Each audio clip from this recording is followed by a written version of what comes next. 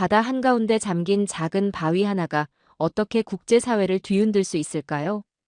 그 답을 알게 된 순간 저는 깨달았습니다. 가장 조용한 곳에서 가장 큰 변화가 시작된다는 것을요. 본 영상은 스토리를 재구성한 이야기입니다. 구독과 좋아요, 따뜻한 댓글은 더 많은 감동을 전하는 큰 힘이 됩니다. 안녕하십니까? 저는 국제해양 분쟁을 전문으로 다뤄온 변호사입니다. 제 이름은 박민준이고 지난 15년간 세계 각지의 영토 분쟁과 해양 경계선 문제를 담당해왔습니다.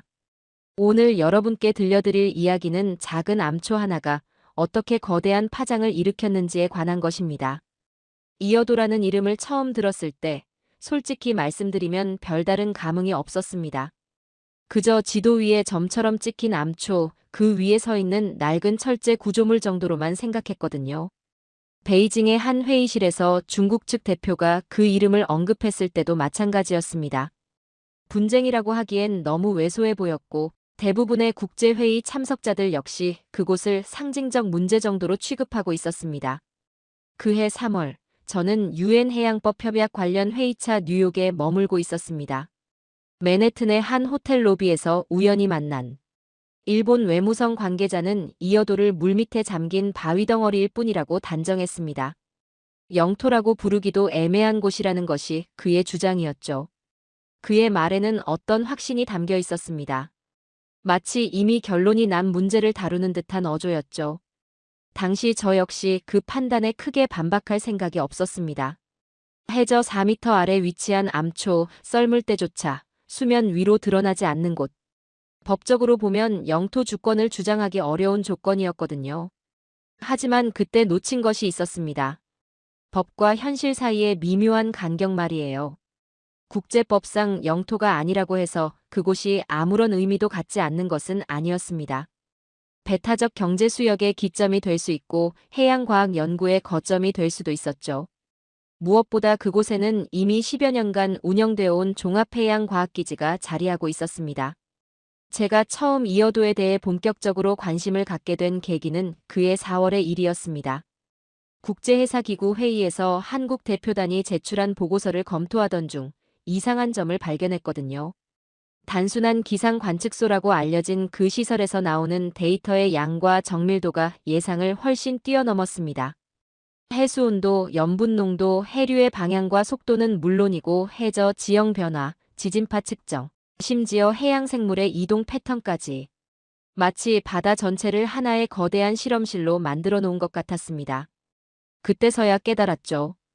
이곳은 단순한 기상 관측소가 아니었다는 것을요. 중국 측에서 이어도 문제를 꺼내든 것도 바로 이 무렵이었습니다. 처음에는 우호적인 어조였습니다.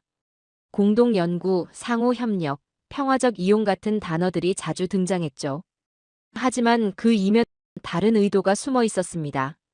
그들이 진짜 원하는 것은 그 시설에서 수집되는 정보에 대한 접근권이었거든요. 베이징의 한 세미나에서 중국 해양대학 교수는 해양이 모든 인류의 공동유산이며 특정 국가가 독점할 수 없는 영역이라고 주장했습니다. 그럴듯하게 들렸지만 실상은 달랐습니다. 그들 역시 남중국해 곳곳에 인공섬을 건설하며 해양 지배력을 확장하고 있었거든요. 공동유산이라는 말이 오직 다른 나라의 시설에만 적용되는 것 같았습니다. 저는 그때부터 이어도 문제를 본격적으로 연구하기 시작했습니다. 관련 자료를 수집하고 국제법 조항들을 다시 검토했죠. 그 과정에서 놀라운 사실들을 발견했습니다. 한국이 그곳에 시설을 건설한 것은 단순한 우연이 아니었어요. 10여 년에 걸친 치밀한 계획의 결과였습니다. 무엇보다 흥미로웠던 것은 시기였습니다. 다른 나라들이 해양 진출에 본격적으로 나서기 전 이미 한국은 그곳에 발판을 마련해둔 것이었죠. 마치 수십 년 후의 상황을 예견한 것처럼 말입니다. 하지만 당시 국제사회의 시선은 여전히 냉담했습니다. 대부분의 전문가들은 이어도를 주변 부적인 이슈로 치부했고 주요 언론들도 거의 관심을 보이지 않았습니다. 그저 동북아시아 바다 한 구석에서 벌어지는 소소한 신경전 정도로만 여겨졌죠. 그런 분위기 속에서 저 혼자 이 문제의 중요성을 확신하기는 어려웠습니다.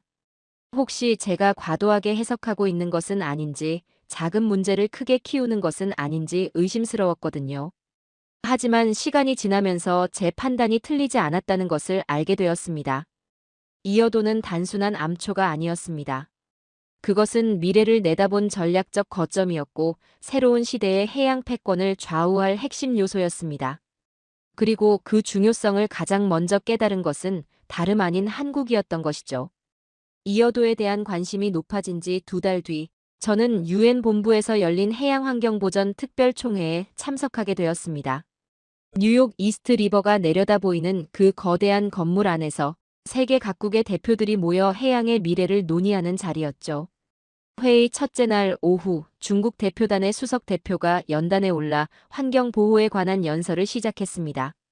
그의 목소리는 힘이 있었고 표현은 정제되어 있었습니다.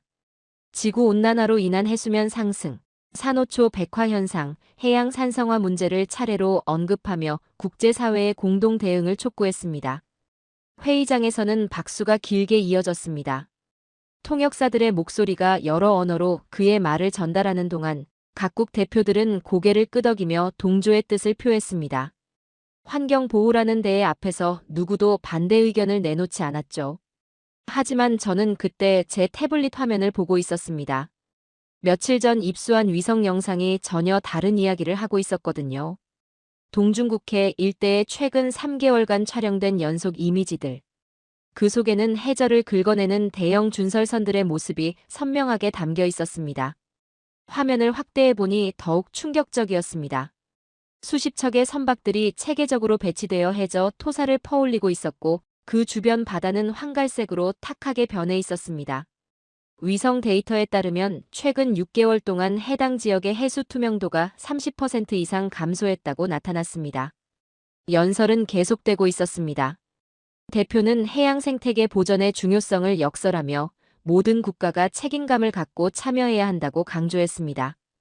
그러나 제가 보고 있는 영상 속에서는 그와 정반대의 일이 벌어지고 있었죠.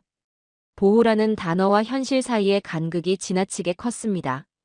더 놀라운 것은 이런 활동들이 국제 언론에 거의 보도되지 않았다는 점이었습니다. 주요 통신사들의 해양 관련 뉴스를 검색해봐도 관련 기사를 찾기 어려웠습니다. 마치 의도적으로 가려진 것처럼 보였죠. 회의 둘째 날에는 일본 대표가 나서서 해양 오염 방지를 위한 새로운 국제 협약안을 제시했습니다. 특정 해역에서의 무분별한 개발 활동을 제한하자는 내용이었는데 언뜻 들으면 매우 합리적인 제안처럼 들렸습니다. 하지만 자세히 들여다보니 함정이 있었습니다. 협약안에서 제시한 제한 구역들이 모두 한국과 중국 사이의 중간 해역에 집중되어 있었거든요. 반면 일본 근해의 개발 활동에 대해서는 별다른 제약이 없었습니다. 환경보호라는 명분 하에 특정 국가의 해양 활동만을 제한하려는 의도가 명백했죠. 그 순간 저는 깨달았습니다. 이 회의장에서 오가는 대부분의 발언들이 실제 환경 보호보다는 해양 패권 확보를 위한 외교적 수사에 불과하다는 것을요. 각국은 환경이라는 보편적 가치를 앞세워 자국의 이익을 추구하고 있었습니다. 셋째 날 오전 한국 대표단의 차례가 되었습니다. 다른 나라 대표들과 달리 한국 측 발표자는 구체적인 데이터를 중심으로 발표를 진행했습니다. 이어도 종합해양과학기지에서 수집한 10여 년간의 관측 자료를 바탕으로 동중국해 해양 환경 변화를 객관적으로 분석한 내용이었죠. 흥미롭게도 그의 발표에는 정치적 수사나 비난이 전혀 포함되어 있지 않았습니다. 단지 측정된 데이터와 그로부터 도출된 과학적 결론만을 담담하게 설명할 뿐이었습니다. 해수온도 상승률, 해류 변화 패턴, 해양 생물 서식지 이동 현황 등이 정확한 수치와 함께 제시되었습니다. 하지만 그 데이터가 말하는 내용은 매우 강력했습니다. 최근 몇 년간 동중국해 일대에서 벌어진 대규모 개발 활동으로 인해 해양 생태계가 급격히 변화하고 있다는 것이었죠. 특히 해저 준설 작업이 집중된 지역에서는 기존 어류 서식지가 크게 파괴되었고 해양 플랑크톤의 분포도 현저히 달라졌다고 나타났습니다. 발표가 끝난 뒤 회의장은 묘한 침묵에 휩싸였습니다. 앞서 환경 보호를 열렬히 주창했던 대표들조차 별다른 반응을 보이지 않았죠. 구체적인 증거 앞에서 그들은 할 말을 잃은 것 같았습니다. 그날 오후 저는 로비에서 여러 국가 대표들과 비공식 대화를 나눌 기회가 있었습니다. 대부분은 한국의 발표 내용에 대해 언급을 피했지만 한 유럽 외교관은 솔직한 견해를 털어놓았습니다. 그는 과학적 데이터의 정확성은 인정하지만 그것이 정치적 해결책을 제시해주지는 않는다고 말했습니다. 그의 말에는 일리가 있었습니다. 아무리 정확한 데이터라 해도 각국의 이해관계가 첨예하게 얽힌 상황에서는 합의 도출이 어려웠죠. 하지만 동시에 이런 생각도 들었습니다. 그렇다면 지금까지의 환경보호 담론은 과연 무엇이었을까요? 회의 마지막 날 채택된 공동선언문을 보며 저는 씁쓸함을 느꼈습니다. 추상적인 원칙들과 모호한 표현들로 가득한 그 문서는 실질적인 변화를 이끌어내기에는 턱없이 부족해 보였습니다. 각국은 자국의 입장에 해가 되지 않는 선에서만 동의했을 뿐이었죠. 뉴욕에서 돌아오는 비행기 안에서 저는 이번 경험을 정리해봤습니다. 국제사회에서 오가는 말들과 실제 행동 사이에는 거대한 간극이 있다는 것. 그리고 그 간극을 메우기 위해서는 객관적이고 검증 가능한 증거가 필수적이라는 것을 깨달았습니다. 그때 문득 이어도 기지의 역할이 새롭게 보였습니다. 그곳은 단순한 관측 시설이 아니라 진실을 말하는 증인이었던 것입니다. 말로는 속일 수 있지만 데이터는 속일 수 없었죠. 그리고 그런 데이터를 꾸준히 축적해온 한국의 전략이 얼마나 중요한지도 이해하게 되었습니다. 뉴욕에서 돌아온 지 일주일 뒤 국제해사기구에서 중요한 발표가 있었습니다. 해양환경보전 특별총회에서 논의되었던 내용들이 구체적인 규정으로 성문화되었다는 소식이었죠. 저는 즉시 관련 문서를 입수해 검토하기 시작했습니다. 문서의 제목은 동아시아 해역 환경보전 및 지속 가능한 이용을 위한 특별협약이었습니다. 총 47개 조항으로 구성된 이 협약은 겉보기에 매우 체계적이고 균형 잡힌 내용처럼 보였습니다. 해양오염 방지, 생태계 보전, 지속 가능한 개발이라는 현대적 가치들이 적절히 배치되어 있었거든요. 하지만 법률가의 눈으로 자세히 들여다보니 문제가 보이기 시작했습니다. 특히 제12조와 제13조의 내용이 그랬습니다. 이 조항들은 특정 해역에서의 군사활동과 과학 연구활동에 대한 제한을 다루고 있었는데 그 적용 범위가 매우 교묘하게 설정되어 있었습니다.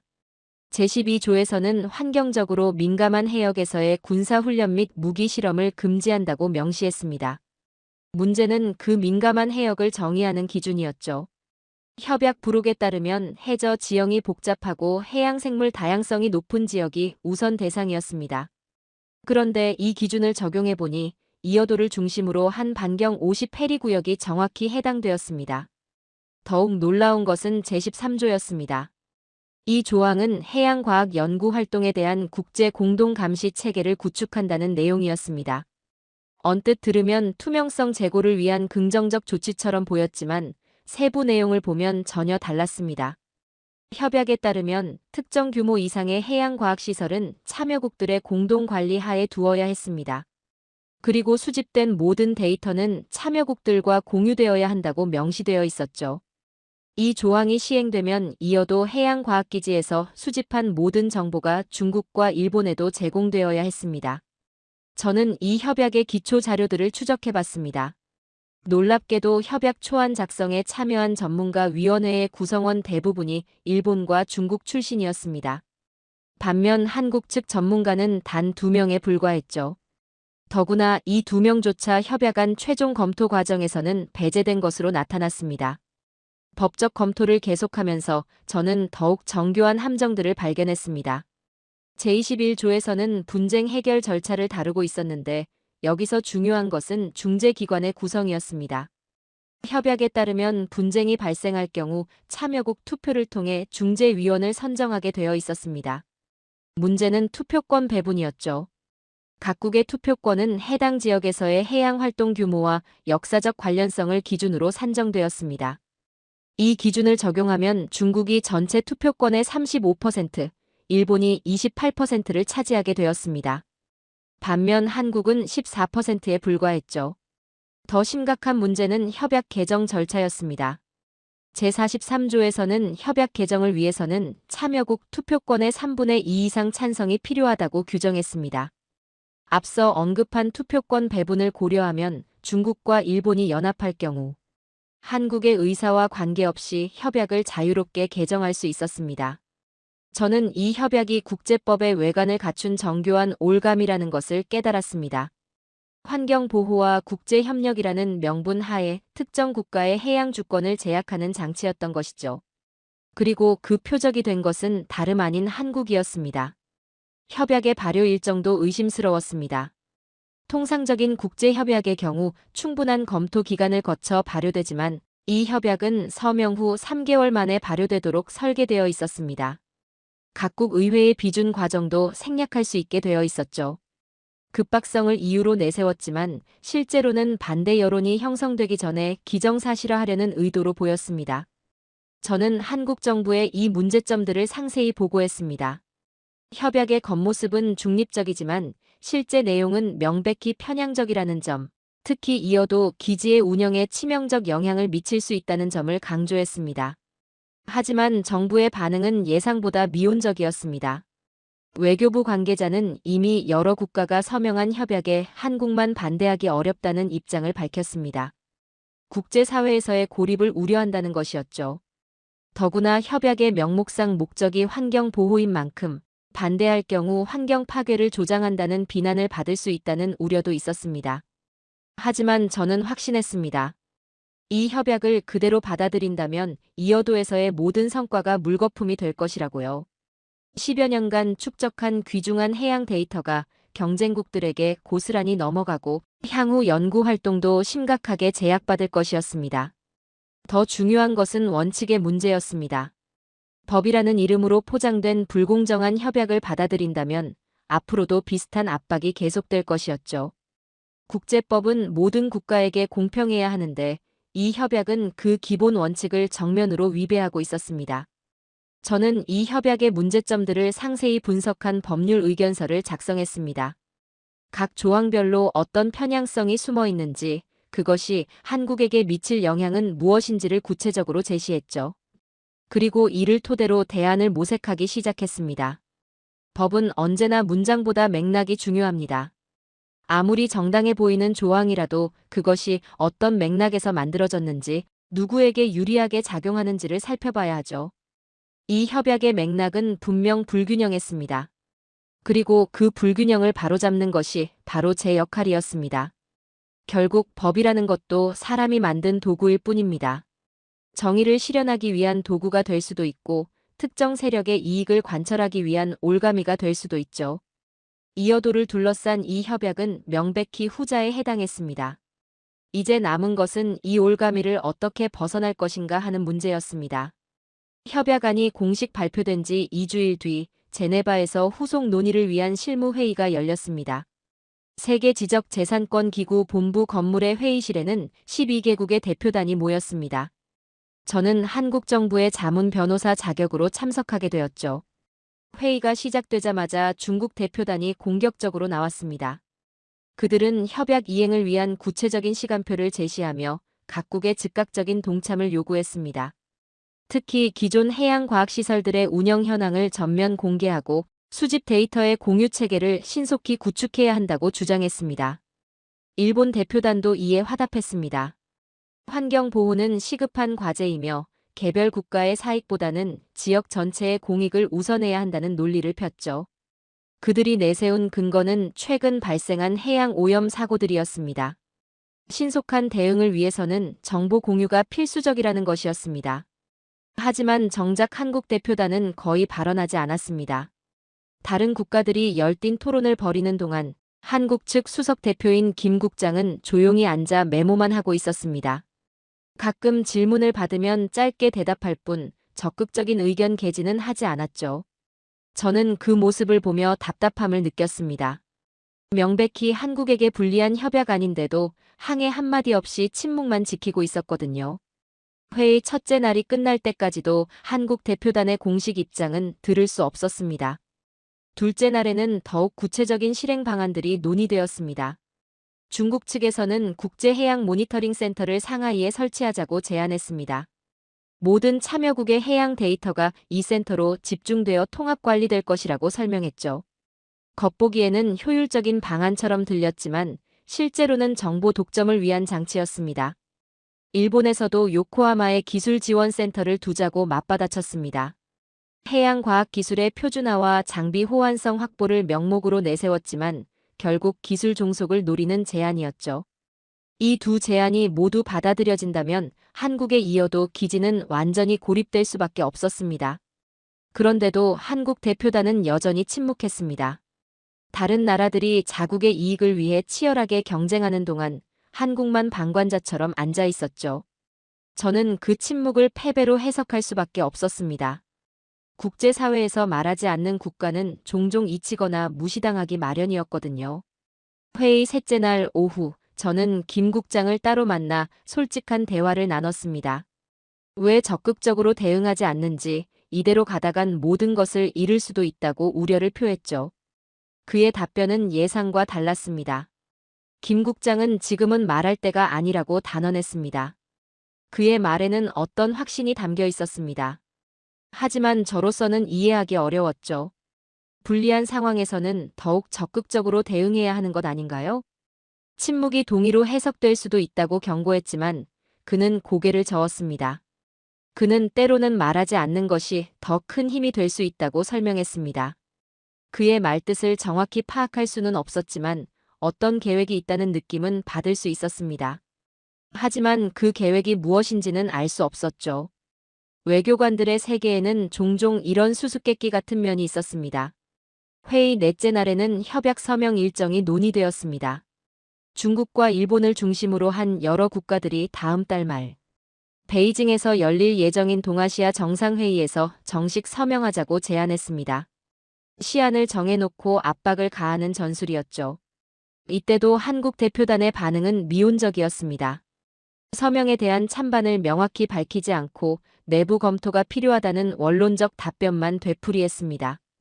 다른 참가국들 사이에서는 한국이 시간 끌기를 하고 있다는 불만이 나오기 시작했죠. 독일 대표는 모든 국가가 동참해야 협약의 실효성이 확보될 수 있다며 한국의 빠른 결단을 촉구했습니다. 네덜란드 대표도 환경 문제에는 국경이 없다며 국제 협력의 중요성을 강조했죠.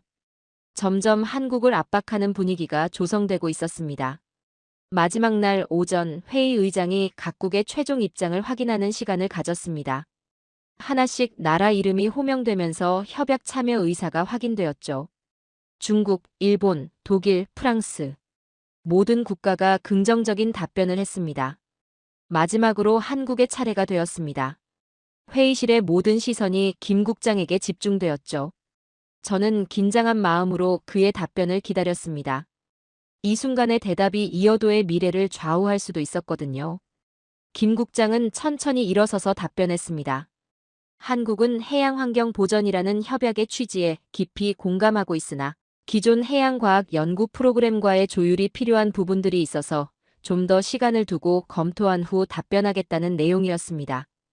외교적 수사로 포장된 사실상의 보류 선언이었습니다. 회의실에는 미묘한 긴장감이 흘렀죠. 다른 나라 대표들의 표정에서는 실망과 불쾌감을 읽을 수 있었습니다.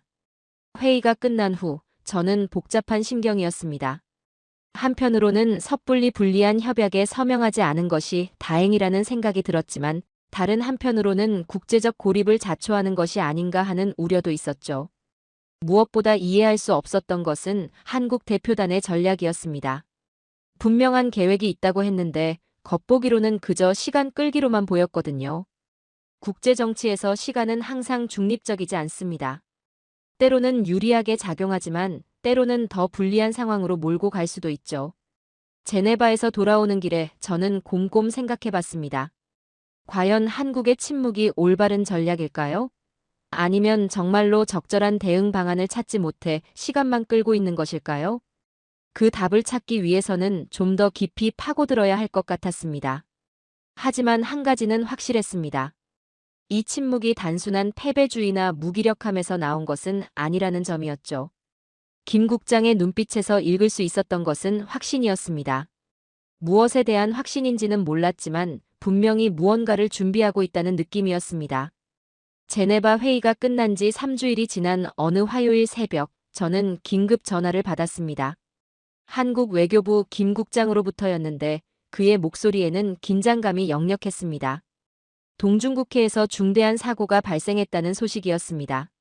사고 현장은 이어도에서 북동쪽으로 약 80해리 떨어진 지점이었습니다. 중국 국영해양개발공사 소속의 대형 준설선이 해저 작업 중 원인 불명의 폭발을 일으켰다고 했습니다. 다행히 인명피해는 없었지만 선박 일부가 손상되고 상당량의 기름이 바다로 유출되었다는 것이었죠. 저는 즉시 관련 자료를 수집하기 시작했습니다. 첫 번째 보고서가 나온 것은 사고 발생 6시간 뒤였는데 중국 해사당국에서 발표한 공식 성명이었습니다.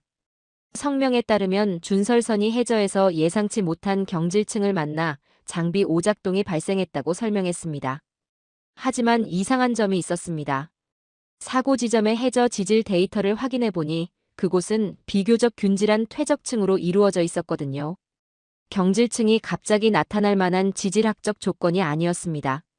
더구나 해당 지역은 이미 수년 전부터 중국 측이 상세한 해저 탐사를 완료한 곳이기도 했죠. 사고 발생 12시간 뒤 상황은 급격히 변화했습니다. 중국 중앙TV에서 특별 뉴스가 방송되었는데 놀랍게도 사고 원인에 대한 새로운 주장이 제기되었습니다. 해저에서 인위적인 음향 신호가 감지되었으며 이것이 준설 장비의 오작동을 유발했을 가능성이 있다는 내용이었습니다. 그 음향 신호의 발신지로 지목된 곳은 다름 아닌 이어도 해양과학기지였습니다. 중국 측 전문가들은 이어도에서 수행되는 각종 해양 실험이 주변 해역의 음향, 환경을 교란시킬 수 있다고 주장했습니다. 특히 최근 들어 강화된 해저 지진 모니터링 장비가 문제가 될 수 있다는 것이었죠. 이 주장은 곧바로 일본 언론에서도 다뤄졌습니다. 도쿄의 한 해양연구소 교수가 출연한 TV 프로그램에서는 이어도 기지의 활동이 주변 해역의 해양생물에 미치는 영향을 우려한다는 발언이 나왔습니다. 과학적 연구라는 명목으로 수행되는 활동들이 실제로는 해양 환경에 부정적 영향을 미칠 수 있다는 논리였습니다. 저는 이런 일련의 주장들을 보며 소름이 돋았습니다. 사고 원인에 대한 구체적인 조사도 이루어지기 전에 벌써 책임을 전가하려는 시도가 시작된 것이었죠. 더욱 놀라운 것은 이런 주장들이 사고 발생 하루도 안 되어 조직적으로 제기되고 있다는 점이었습니다. 국제 언론의 반응도 예상과 달랐습니다. 로이터와 AP통신 등 주요 외신들은 중국 측 주장을 거의 그대로 인용해 보도했습니다. 반면 이어도 기지 측의 해명이나 한국 정부의 공식 입장은 거의 다뤄지지 않았죠. 마치 이미 결론이 정해진 것처럼 보도 방향이 결정된 듯 했습니다. 사고 발생 이틀째 더욱 충격적인 소식이 전해졌습니다. 유럽연합 해양안전청에서 동중국해 해양 안전에 대한 긴급 성명을 발표한 것입니다. 성명에서는 해당 지역에서 수행되는 모든 해양 활동에 대한 재검토가 필요하다고 밝혔습니다. 특히 우려스러웠던 것은 성명의 마지막 부분이었습니다. 해양 안전을 위해서는 투명성과 상호 협력이 필수적이며 일방적인 활동은 지역 전체의 위험을 초래할 수 있다는 내용이었거든요. 이어도 기지의 활동을 겨냥한 것으로 해석될 수밖에 없는 표현이었습니다. 저는 급히 사고 관련 기술적 자료들을 분석해봤습니다. 중국 측에서 주장하는 음향신호 간섭 이론을 검토한 결과 과학적으로 성립하기 어렵다는 결론에 도달했습니다.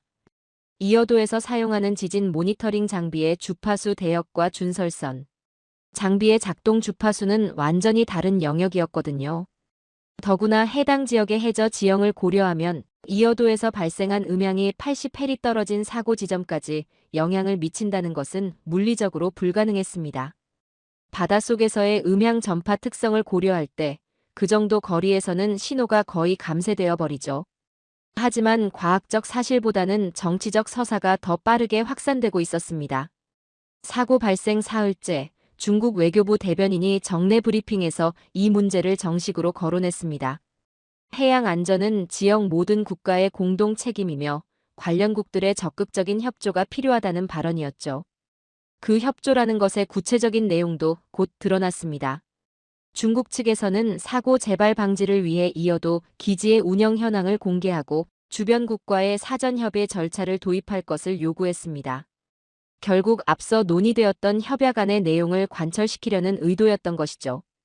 일본도 이에 동조했습니다. 도쿄의 한 정부 관계자는 해양 안전 확보를 위해서는 모든 이해 당사국이 참여하는 공동조사가 필요하다고 주장했습니다. 단독 조사로는 객관성을 확보하기 어렵다는 것이 그들의 논리였습니다. 저는 이 모든 상황을 지켜보며 한 가지 확신을 갖게 되었습니다. 이 사고는 단순한 우연이 아니라는 것이었죠. 사고 발생부터 책임 전가, 그리고 해결책 제시에 이르는 모든 과정이 지나치게 체계적이고 조직적이었습니다. 무엇보다 의문스러운 것은 타이밍이었습니다. 하필이면 해양보전 협약 서명을 앞두고 이런 사고가 발생했다는 점 말이죠. 그리고 그 사고가 이어도 기지의 정당성에 의문을 제기하는 방향으로 해석되고 있다는 점도 우연치고는 너무 완벽했습니다. 사고 발생 나흘째 한국 정부가 처음으로 공식 입장을 발표했습니다. 이어도 기지의 모든 장비는 국제 기준에 따라 설치되고 운영되며 주변 해역의 안전에 어떠한 위해도 끼치지 않는다는 내용이었습니다.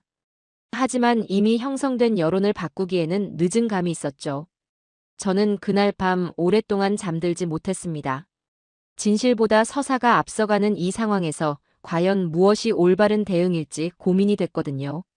증거는 제시되지 않았지만 의심은 이미 심어졌고 언론의 방향은 이미 정해진 듯 보였습니다.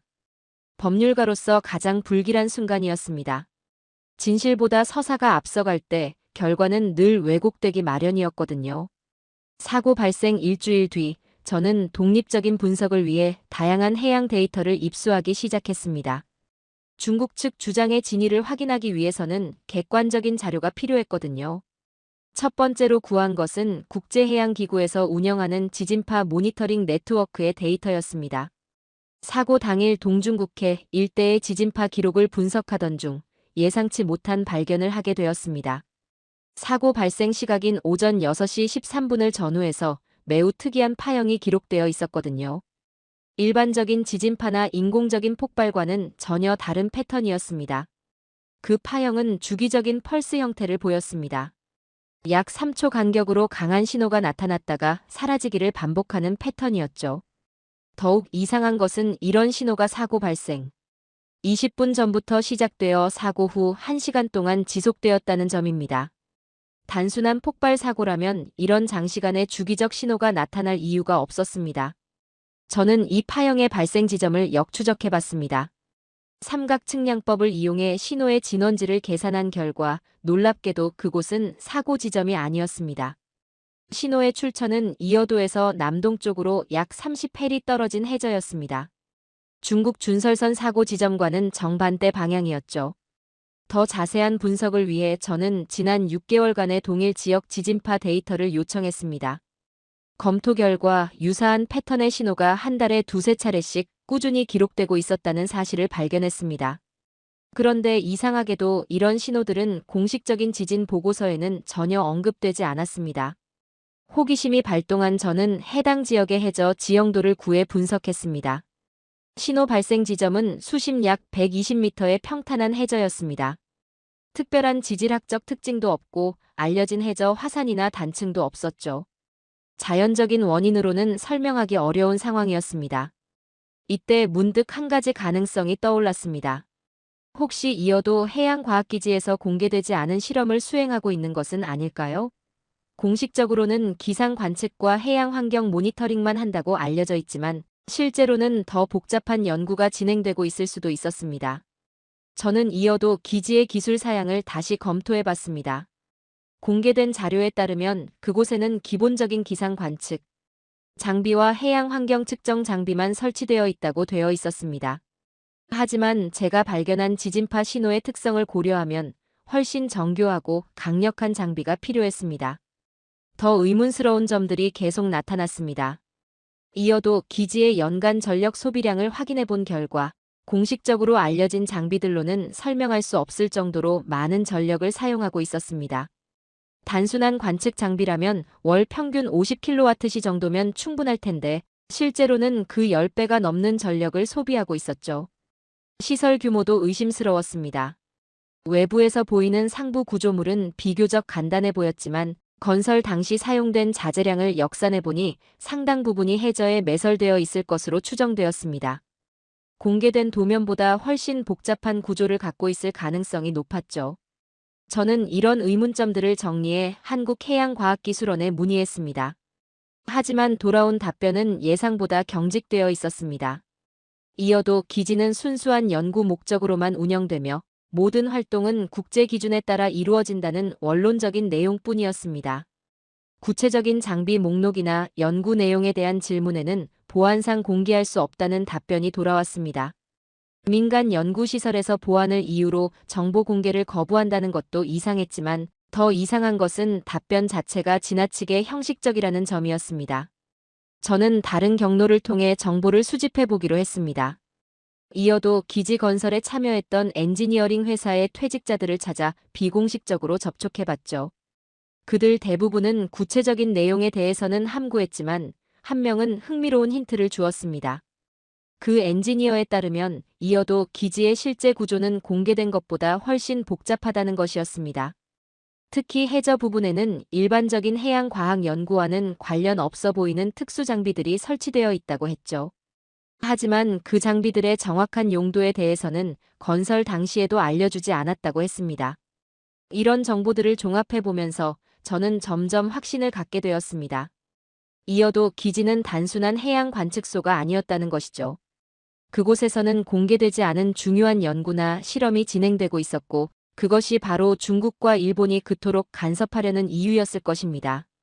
문제는 그 연구의 정확한 내용이 무엇인지 알 수 없다는 점이었습니다. 제가 발견한 지진파 신호는 분명 인위적인 것이었지만 그것이 무엇을 위한 것인지는 여전히 수수께끼였죠. 해저 지형 탐사일 수도 있고 지질 구조 분석일 수도 있었습니다. 아니면 완전히 다른 목적일 수도 있었고요. 하지만 한 가지는 분명했습니다.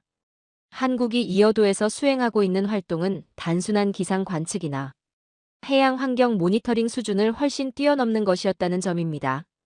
그리고 그것이 바로 주변국들이 그토록 신경 쓰는 이유였을 것입니다. 저는 이런 발견들을 정리하면서 새로운 관점을 갖게 되었습니다. 지금까지는 이어도 문제를 영토나 해양 관할권 분쟁의 관점에서만 봤는데 실제로는 기술이나 정보를 둘러싼 경쟁일 수도 있다는 생각이 들었거든요. 만약 이어도에서 수행되는 연구가 군사적 또는 경제적으로 중요한 의미를 갖는다면 다른 나라들이 그것을 견제하려 하는 것도 당연했습니다. 특히 해양 지배력과 직결되는 기술이라면 더욱 그럴 것이죠. 그날 밤 저는 오랫동안 데이터들을 다시 검토해 봤습니다. 지진파 패턴, 전력 소비량, 시설 규모, 그리고 주변국들의 반응. 이 모든 것들이 하나의 그림을 그리고 있었습니다. 이어도는 단순한 관측소가 아니라 한국이 미래를 준비하는 전략적 거점이었던 것입니다. 문제는 그 전략의 구체적인 내용이 무엇인지, 그리고 그것이 과연 성공할 수 있을지였습니다. 주변국들의 압박이 계속 강해지는 상황에서 한국은 과연 어떤 카드를 준비하고 있는 것일까요? 이어도에 숨겨진 면모를 발견한 지 며칠 뒤 저에게 예상치 못한 연락이 왔습니다. 한국해양과학기술원의 박 박사로부터였는데 비공식적인 만남을 갖자는 제안이었습니다. 서울 한강변의 한 조용한 카페에서 만난 그는 제가 최근 수집한 데이터들에 대해 이미 알고 있다는 뜻밖의 말을 꺼냈습니다. 박 박사는 차분한 어조로 설명을 시작했습니다. 지난 몇 년간 한국이 이어도에서 수행해온 연구는 단순한 해양 관측이 아니었다는 것이었죠. 그곳에서는 차세대 해양 모니터링 기술의 실용화 실험이 진행되고 있었습니다. 특히 해저 지진파를 이용한 광역 해양 환경 분석 시스템의 개발이 핵심이었다고 했습니다. 그 시스템의 원리는 이런 것이었습니다. 해저에서 발생시킨 정밀한 음향파를 통해 수백 킬로미터 반경 내의 해저 지형 변화, 해양 생태계 분포, 심지어 해저 자원의 매장량까지 정확히 파악할 수 있다는 것이었죠. 제가 발견한 주기적 지진파 신호는 바로 이 시스템의 작동 과정에서 나타난 것이었습니다. 더욱 놀라운 것은 이 기술의 정확도였습니다. 기존의 해양 탐사 방법으로는 파악하기 어려운 미세한 변화까지 실시간으로 감지할 수 있다고 했습니다. 예를 들어 불법 어업이나 무허가 준설 작업 같은 활동도 즉시 포착할 수 있었죠. 바다 전체가 하나의 거대한 감시 네트워크가 되는 셈이었습니다. 박 박사의 설명을 들으며 저는 비로소 그동안의 퍼즐 조각들이 맞춰지는 것을 느꼈습니다. 중국과 일본이 그토록 이어도 기지에 관심을 보인 이유, 협약을 통해 정보 공유를 강요하려 한 이유, 그리고 사고를 빌미로 기지 운영에 제동을 걸려 한 이유가 모두 명확해졌습니다. 이 기술이 완전히 상용화된다면 동아시아 해역의 패권 구조가 근본적으로 바뀔 수밖에 없었습니다. 누가 어디서 무엇을 하는지 모든 것이 투명하게 드러나는 상황에서는 기존의 힘의 논리가 통하지 않을 테니까요. 특히 수중 활동에 크게 의존하는 군사 전략들은 완전히 무력화될 수도 있었습니다. 하지만 여전히 의문은 남아 있었습니다. 왜 한국은 이런 중요한 기술을 개발하고 있으면서도 국제회의에서 침묵을 지켰을까요? 더 적극적으로 기술력을 과시하며 주도권을 잡으려 하지 않았을까요? 박 박사는 제 질문에 미소를 지으며 답했습니다. 기술 개발과 외교 전략은 서로 다른 시간표를 갖는다는 것이었죠. 기술이 완성되기 전에 그 존재를 알리면 오히려 방해를 받을 가능성이 높다는 설명이었습니다. 침묵은 약점이 아니라 전략적 선택이었던 것입니다. 더 구체적인 설명도 이어졌습니다. 지난 3년간 한국은 이어도를 중심으로 동중국해 전 지역의 해저 지도를 완성했다는 것이었습니다. 다른 나라들이 부분적이고 단편적인 정보만 갖고 있는 동안 한국은 이미 전체 그림을 완성해둔 상태였죠. 특히 중국이 대규모 준설 작업을 벌인 지역들의 상세한 변화 과정이 모두 기록되어 있다고 했습니다. 언제, 어디서, 어떤 규모로 작업이 이루어졌는지, 그로 인해 해저 생태계가 어떻게 변화했는지가 정밀한 데이터로 축적되어 있었습니다. 이는 곧 환경 파괴에 대한 결정적 증거가 될 수 있는 자료였죠. 일본의 해양 활동에 대한 정보도 마찬가지였습니다. 공식적으로는 과학 연구라고 발표한 활동들 중 상당수가 실제로는 군사적 목적을 띠고 있다는 것이 모니터링을 통해 확인되었다고 했습니다. 이런 정보들은 필요할 때 강력한 외교적 무기가 될 수 있었습니다. 저는 그제야 깨달았습니다. 한국의 침묵은 방어가 아니라 공격을 위한 준비였다는 것을요. 상대방이 자신의 카드를 모두 드러낼 때까지 기다린 뒤 결정적 순간에 모든 것을 뒤집어 놓는 전략이었던 것입니다. 법이 작동하는 시간과 기술이 완성되는 시간은 분명 다릅니다. 법은 기존의 규칙과 관습에 따라 천천히 움직이지만 기술은 때로 순식간에 모든 것을 바꿔놓을 수 있죠. 한국은 법적 논쟁보다는 기술적 우위를 통해 주도권을 잡으려 했던 것입니다. 박 박사는 또 다른 중요한 사실도 알려줬습니다.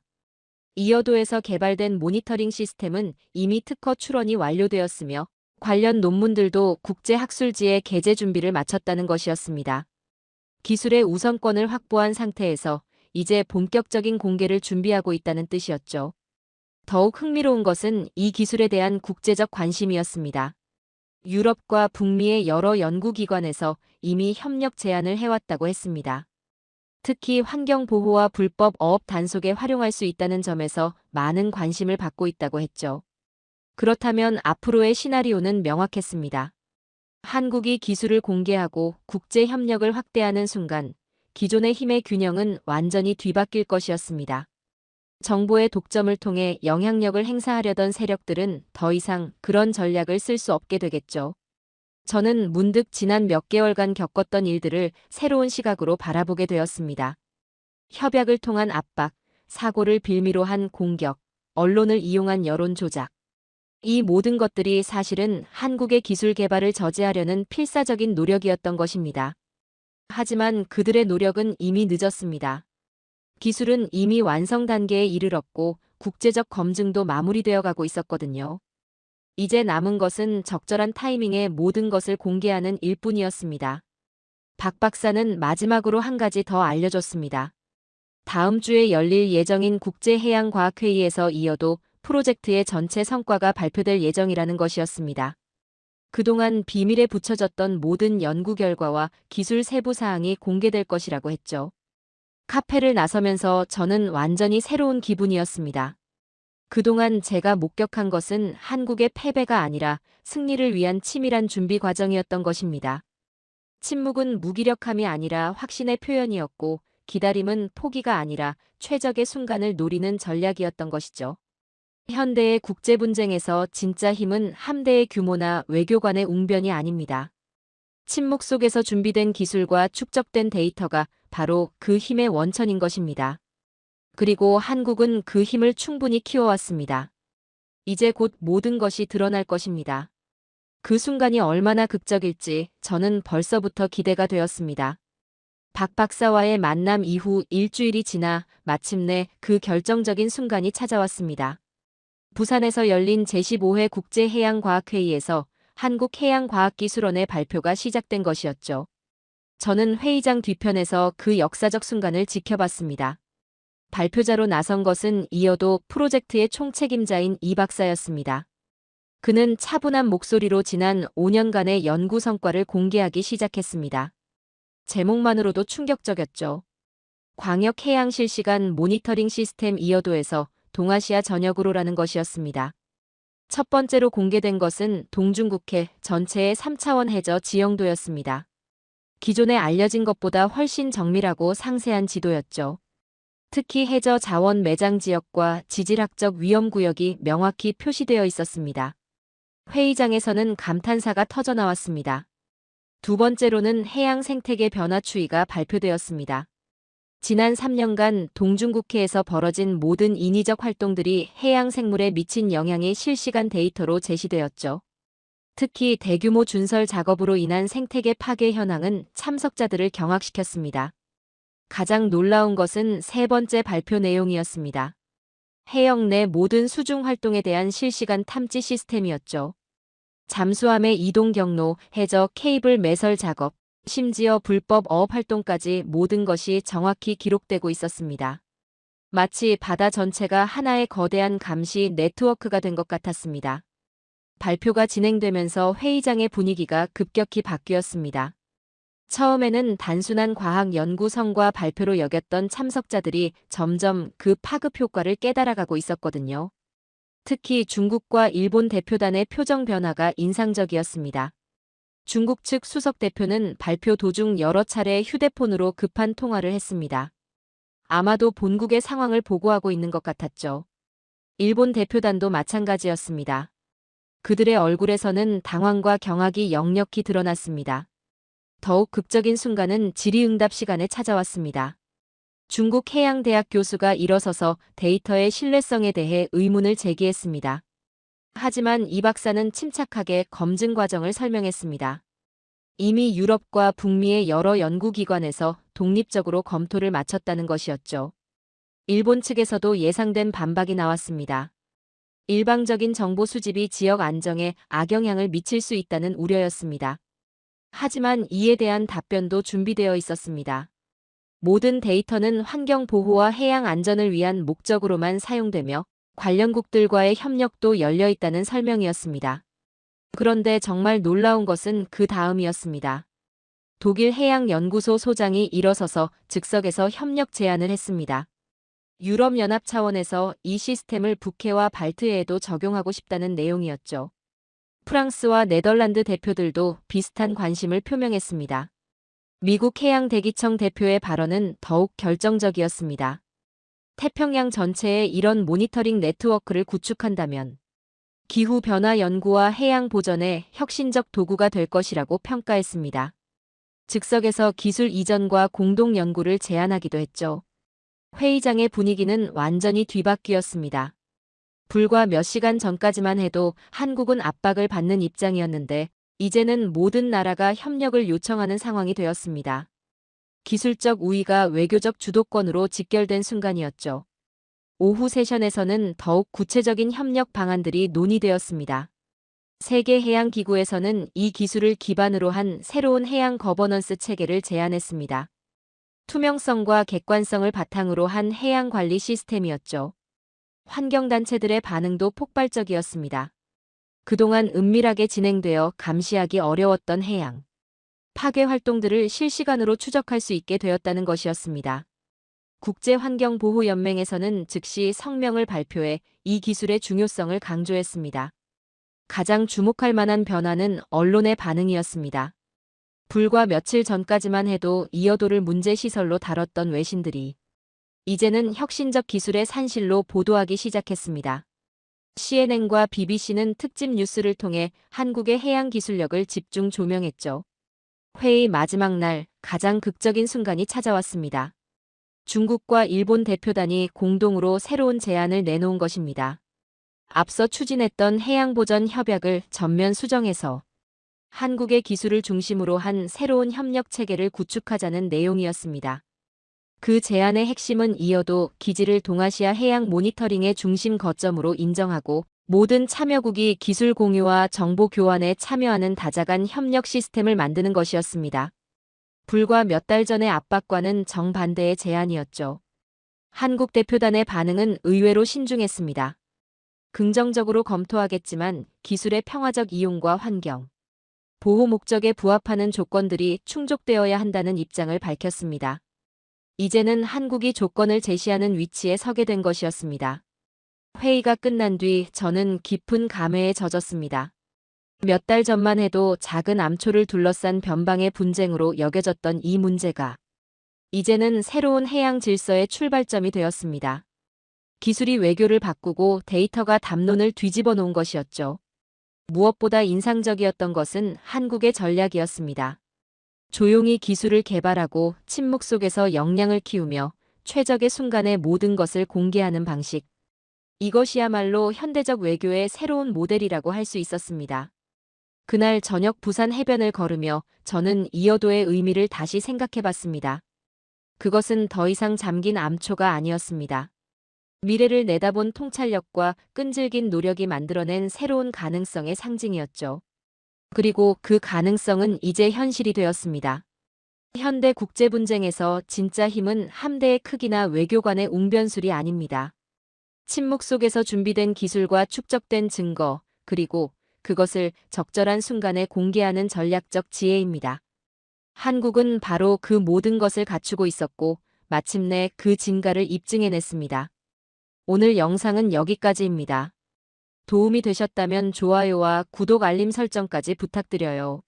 다음 영상에서도 더 유익한 내용으로 찾아뵙겠습니다.